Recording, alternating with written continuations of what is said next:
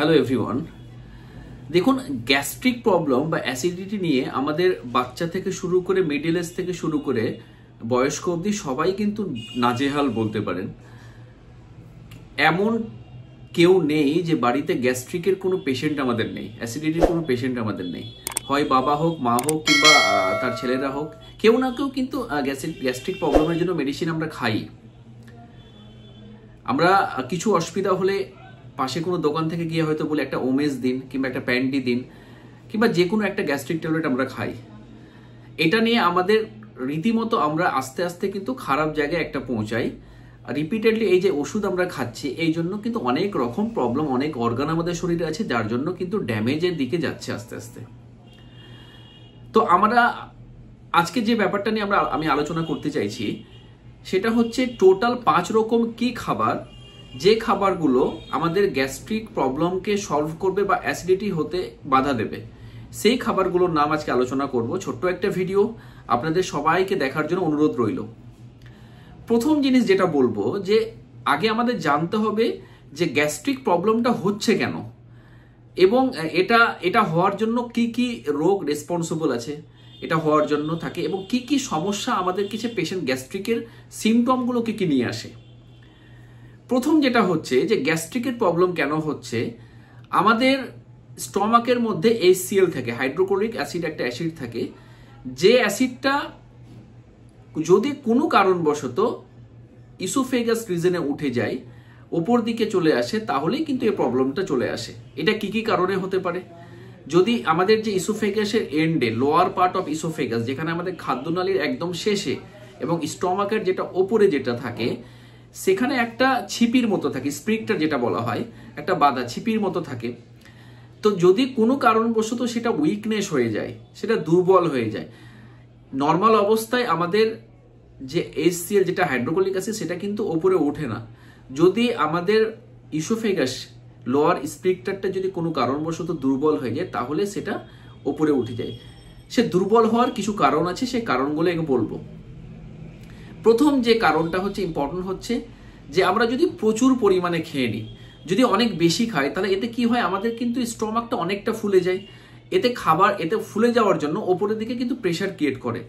এই pressure create করার জন্য অনেক সময় আমাদের যে স্পিরিটটা কিন্তু প্রেশারের জন্য কিন্তু অনেক সময় সেটা দুর্বল হয় বা খুলে যায়, তার জন্য HClটা হাইড্রোক্লোরিক অ্যাসিডটা উপরে উঠে, এই জন্যই আমাদের গ্যাস্ট্রিকের সমস্যা হতে পারে। এটা হচ্ছে 1 নম্বর পয়েন্ট। দ্বিতীয় নম্বর পয়েন্ট হচ্ছে খাবার সঙ্গে সঙ্গে শুয়ে পড়া। আমরা অনেকজনই আছি যে খাবার সঙ্গে সঙ্গে শুয়ে পড়লাম। হয়তো খাবার যখন খাচ্ছি, শুয়ে পড়া মানে খাবারটা কিন্তু নিচের দিকে হেলে গেল।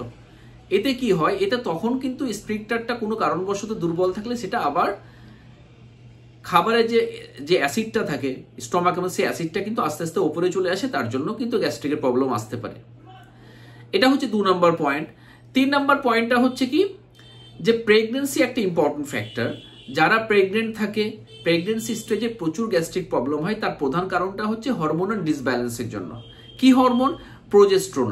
প্রোজেস্টেরন একটা হরমোন যার কাজটা হচ্ছে যে স্পিরিক্টার থাকে সেটাকে দুর্বল করে দেওয়া, উইকনেস করে দেওয়া। এতে কি হয়, যেটা ইসোফেগাসের যেটা খাদ্যনালীর নিচে যে স্পিরিক্টার থাকে, সেটা দুর্বল হওয়ার জন্য তখন কি হয়, তখন ইজিলি কিন্তু খুব তাড়াতাড়ি কিন্তু HClটা ওপরের দিকে চলে আসে। এতেই কিন্তু প্রবলেমটা, গ্যাস্ট্রিক প্রবলেম আমাদের কাছে পেশেন্টটা নিয়ে আসে। তো প্রেগনেন্সি একটা ইম্পর্টেন্ট ফ্যাক্টর। স্মোকিং, যারা ধূমপান করে তাদের ক্ষেত্রেও একটা বিশাল পরিমাণে গ্যাস্ট্রিকের প্রবলেম হয়। তার প্রধান কারণটা হচ্ছে স্মোকিং স্পিরিটটাকে দুর্বল করে দেয় বা উইক করে দেয় বা প্যারালাইজড করে যায়। এতে কি হয়, এতে ইজিলি HCl উপরে উঠে এবং গ্যাস্ট্রিক প্রবলেম এতে আসে। আর কি কারণ থাকে, প্রচুর স্পাইসি ফুড, হয়তো স্পেশাল কিছু স্পাইসি ফুড, প্রচুর কোল্ড ড্রিঙ্কস খাওয়াও কিন্তু একটা ইম্পর্টেন্ট ফ্যাক্টর এই গ্যাস্ট্রিক প্রবলেমের জন্য কিন্তু রেসপন্সিবল থাকে। তার কারণটা কি? তার কারণটা হচ্ছে যে যদি যে স্পাইসি ফুডগুলো বা আমরা যে মশলা জাতীয় খাবার বা তৈলাক্ত খাবার যেগুলো আমরা খাই, তার জন্য কি হয়, তার জন্য আমাদের কিন্তু স্পিরিক্টারকে, আমাদের যে স্পিরিক্টার আছে লোয়ার ইসোফেগাস রিজনে, সেটাকে উইক করে, এবং এই জন্যই আমাদের ইজিলি HClটা উপরে ওঠে। এর জন্য কিন্তু আমাদের গ্যাস্ট্রিক প্রবলেম আসে। তো এই ফ্যাক্টরগুলো কিন্তু একটা রেসপন্সিবল ফ্যাক্টর। এবং যারা মোটা পার্সন থাকে, যারা একটু মোটা সোটা, তাদের ক্ষেত্রেও গ্যাস্ট্রিক প্রবলেম হওয়ার চান্সটা বেশি থাকে। তার কারণটাই হচ্ছে কি, স্পিরিটটা খুব দুর্বল হয় খাদ্যনালী, তার জন্য কিন্তু আমাদের ওপরের দিকে HCl-টা চলে আসে, যেটা হাইড্রোক্লোরিক অ্যাসিড, তার জন্যই কিন্তু এই প্রবলেমটা আসে। তো এই সমস্যাগুলো কিন্তু গ্যাস্ট্রিক প্রবলেমের জন্য দায়ী। গ্যাস্ট্রিক অ্যাসিডিটি বিভিন্ন রকম টাইপ নিয়ে আমাদের কাছে রুগীরা আসে। কি অনেকজন বলে ডাক্তার বুক জ্বালা করছে, প্রচন্ড থাকতে পারছি না।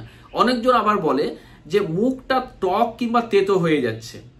আরো কিছু পেশেন্ট বলে যে আমরা হয়তো ঢোক গিলতে পারি না। ম্যাক্সিমাম পেশেন্ট বলে আবার যে গলার মধ্যে একটা কি মনে আটকে আছে, যখন ঢোক গিলছে চলে যাচ্ছে, আবার নিচে ওপরে চলে আসছে। অনেকজন দম নিতে অসুবিধা হয়, শর্টনেস অফ ব্রেথ। অনেকজন ভমিটিং টেন্ডেন্সি, একটা নসিয়া, একটা বমি বমি ভাব কিন্তু টেন্ডেন্সি নিয়ে আসে। অনেকজন স্যালাইভেশন, প্রচুর সিক্রেশন হয়। তো এই সমস্যাগুলো কিন্তু আমাদের কাছে ম্যাক্সিমাম রোগীরা নিয়ে আসে গ্যাস্ট্রিক প্রবলেমের জন্য। এবার টোটাল 5 রকম খাবারের কথা যে বলবো, যে খাবারগুলো আমাদের গ্যাসের প্রবলেম যাদের আছে বা অ্যাসিডিটি যাদের হয়, তাদেরকে অ্যাসিডিটি কমাতে এবং গ্যাস্ট্রিক প্রবলেম কমাতে কিন্তু হেল্প করবে। প্রথম যে খাবারটার কথা বলবো, 1 নম্বর হচ্ছে high fibre food. High fibre ফুডের মধ্যে ফ্রুটসের মধ্যে কিছু ফ্রুটস আছে, সবজির মধ্যে কিছু সবজি আছে, তার সাথে ডাল, স্পেসিফিক কিছু ডাল আছে যার মধ্যে প্রচুর ফাইবার আছে, এবং এগুলো খাবার আমরা খেলে গ্যাস্ট্রিক প্রবলেম কিন্তু অনেকটাই কমবে এবং আমাদের ওষুধ কিন্তু ছাড়তে হেল্প করবে। প্রথম যেটা হচ্ছে যে আমি যদি ফ্রুটসের মধ্যে বলি, কলা ইম্পর্টেন্ট, তার সাথে সাথে হচ্ছে আম, তার সাথে সাথে আপেল, তার সাথে সাথে স্ট্রবেরি, পেয়ারা, ডালিম, এইসব খাবার যদি আমি খাই তাহলে এসব খাবারের মধ্যে প্রচুর পরিমাণে ফাইবার আছে। এতে গ্যাস্ট্রিক প্রবলেম কমাতে বা অ্যাসিডিটি কমাতে কিন্তু হেল্প হবে। দ্বিতীয় হচ্ছে কি, সবজি জাতীয়। কি কি সবজি? ব্রকলি, গাজর, তার সাথে সাথে পালং শাক, তার সাথে সাথে মটরশুঁটি, মিষ্টি কুমড়ো, এইসব খাবার যদি আমরা খাই তাহলে কিন্তু গ্যাস্ট্রিক সমস্যা কমতে হেল্প করবে। ডালের মধ্যে কিছু ডাল আছে যেগুলো হাই ফাইবার যুক্ত ডাল, সেই ডালগুলো যদি আমরা খাই তাও তবুও আমাদের কিন্তু গ্যাস্ট্রিক প্রবলেম কিন্তু অনেকটা কম হয়। সেই ডালের মধ্যে হচ্ছে ছোলা বা মসুর ডাল, এসব ডাল যদি আমরা খাই তাহলে আমরা, বা সবুজ গ্রিন আমাদের যে মুগ ডাল পাওয়া যায়, সেটাও কিন্তু খুব হেল্পফুল আমাদের গ্যাস্ট্রিক প্রবলেম কমানোর জন্য। তো এই খাবারগুলো যেগুলো বললাম হাই ফাইবার ফুড, এই খাবারগুলো যদি আমরা খাই তাহলে গ্যাস্ট্রিক সমস্যা কিন্তু কমবে। এটা হচ্ছে 1 নম্বর পয়েন্ট গেজ গেল। এবার 2 নম্বর পয়েন্ট হচ্ছে অ্যালকালিন জাতীয় খাবার। অ্যালকালিন বলতে ক্ষারীয় খাবার। আমাদের অ্যালকালিন খাবার, কুমড়ো খাবারকে বলবো যেসব খাবারে পিএইচ এর পরিমাণ 8.7 থেকে উপরে থাকে, সেই সব খাবারগুলোকে আমাদের অ্যালকালিন বা ক্ষারীয় খাবার বলবো। এই সব খাবারগুলো খেলে আমাদের কিন্তু অ্যাসিডিটি বা গ্যাস্ট্রিক প্রবলেম কম থাকে।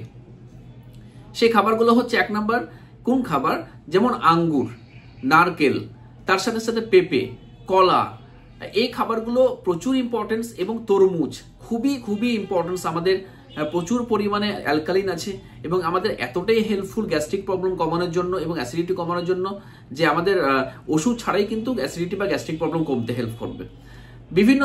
বিভিন্ন সবজি আছে যেমন রসুন, তার সাথে সাথে হয়তো আদা, তার সাথে লেবু, খেজুর এবং মিষ্টি আলু, এসব খাবার যদি আমরা খাই তাহলে খুব হেল্প হবে এই প্রবলেমগুলো, অ্যাসিডিটি বা গ্যাস্ট্রিক প্রবলেম খুব তাড়াতাড়ি সমাধান করতে। তো এগুলো খাবারে প্রচুর পরিমাণে অ্যালকালিন আছে। আর কি খাবারে অ্যালকালিন আছে? আর হচ্ছে কিছু ধরনের সিডস, কিছু বীজ, যেমন সূর্যমুখী বীজ, তার সাথে সাথে মিষ্টি কুমড়োর বীজ, তার সাথে সাথে তিসির বীজ, এগুলো খাবারেও কিন্তু প্রচুর পরিমাণে অ্যালকালিন থাকে, এবং আমরা যদি অ্যালকালিন জাতীয় খাবার খাই তাহলে গ্যাস্ট্রিক প্রবলেম খুব তাড়াতাড়ি কিন্তু রিলিফ পাবো। এটা 2 নম্বর পয়েন্ট গেল যে অ্যালকালিন জাতীয় খাবার। এবার 3 নম্বর পয়েন্ট হচ্ছে ওয়াটারি ফুডস। ওয়াটারি বলতে যেগুলো খাবারের মধ্যে প্রচুর পরিমাণে জলের ভাগ বেশি থাকে, সেই খাবারগুলো যদি আমরা খাই তো সেই খাবারগুলোতেও কিন্তু খুব তাড়াতাড়ি গ্যাস্ট্রিক প্রবলেম বা অ্যাসিডিটি কিন্তু কমবে। কোন কোন খাবারে জলের ভাগ বেশি থাকে? প্রথম যেটা হচ্ছে যে তরমুজের মধ্যে প্রচুর জলের ভাগ বেশি থাকে। শসা, তার সাথে লেটুস শাক, তার সাথে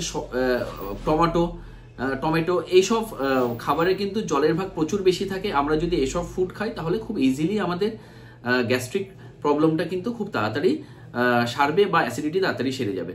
তো আমরা টোটাল 3টে ফুডের কথা বললাম, 3 রকম খাবারের কথা। প্রথম যেটা খাবারের কথা হাই ফাইবার ফুড, দ্বিতীয় খাবারের কথা বললাম যেটা হচ্ছে যে অ্যালকালিন জাতীয় খাবার, 3 নম্বর হচ্ছে যে আমার যেসব খাবারের মধ্যে জলের ভাগ বেশি থাকে সেসব খাবারগুলো আমরা খেলে এই প্রবলেমগুলো, গ্যাসের প্রবলেম বা অ্যাসিডিটি প্রবলেম খুব তাড়াতাড়ি সারবে।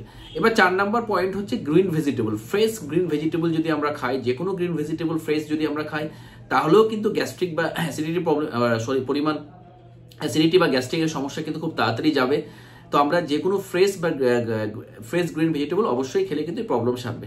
যেটা লাস্ট এবং 5 নম্বর পয়েন্ট, সেটা হচ্ছে গ্রিন টি বা লাল চা আমরা খেতে পারি।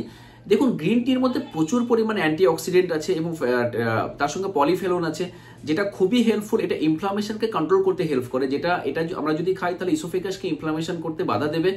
এতে কি হয়, স্পিরিটটা কিন্তু খুব শক্ত থাকে। তো আমরা যদি গ্রিন টি খেতে পারি বা লাল চাও যদি আমরা খেতে চাই, যাদের ক্ষেত্রে গ্রিন টি অ্যাভেলেবল থাকবে না তবুও তাদের ক্ষেত্রেও কিন্তু গ্যাস্ট্রিক প্রবলেম বা অ্যাসিডিটির সমস্যা কম হবে এবং খুব তাড়াতাড়ি উইদাউট মেডিসিনের প্রবলেম কিন্তু আমাদের সারবে। যে 5 রকম খাবারের কথা বললাম, আমাদের এইসব ঘরোয়া খাবার আমরা যদি প্রত্যেক দিন না পারলেও যদি আমরা সেবন করি, তাহলে দেখবেন যে ওষুধ ছাড়াই কিন্তু এই গ্যাস্ট্রিক প্রবলেম খুব তাড়াতাড়ি সারবে। তবুও আমাদের কিছু স্পেসিফিক ফুড আছে যে ফুডগুলো বাদ দিতে হবে, যেগুলো মশলা জাতীয় খাবার আমরা খাবো না, কোল্ড ড্রিঙ্কস খাবো না, তার সাথে রিচ ফুডটা বাদ দিতে হবে। তার সাথে সাথে আমরা খাওয়ার পর সঙ্গে সঙ্গে আমরা একটু হাঁটবো। তার সাথে আমরা চেষ্টা করবো যারা ওবেস আছে, মোটা সোটা, তারা একটু এক্সারসাইজ করে ওয়েটটা কমানো। তার সাথে আমরা চেষ্টা করবো রাতে অন্তত হালকা খাবার খাওয়া। It is very very important. রাতের খাবারটা যদি আমরা হালকা খাই তাহলেও কিন্তু গ্যাস্ট্রিক প্রবলেম খুব তাড়াতাড়ি সারবে বা কম হবে। এবং আমরা অবশ্যই রাতের খাবারটা খাওয়ার অন্তত 2 থেকে 3 ঘন্টা পরে ঘুমাবো, সঙ্গে সঙ্গে কিন্তু ঘুমাবো না। তার কারণ ঘুমানোর পরেও কিন্তু এসিএলটা উপরে উঠে কিন্তু গ্যাস্ট্রিক প্রবলেম বা অ্যাসিডিটি হওয়ার চান্সটা বেশি থাকে। তো আজকে আপাতত এইটুকুই বললাম। নেক্সটে আরো কিছু ভালো ভিডিও নিয়ে আসবো। আপনাদের ভালো লাগলে কমেন্ট করুন। আপনারা সবাই ভালো থাকুন, সুস্থ থাকুন, হেলদি লাইফ লিড করুন, স্ট্রেস কমান, সবাই একটা পর্যাপ্ত পরিমাণে ঘুমান। পর্যাপ্ত ঘুমও কিন্তু আমাদের গ্যাস্ট্রিক প্রবলেম কিন্তু দূর করতে হেল্প করে এবং তার সাথে সাথে অ্যাসিডিটিকেও হেল্প করে। সবাই ভালো থাকুন, সবাইকে ধন্যবাদ।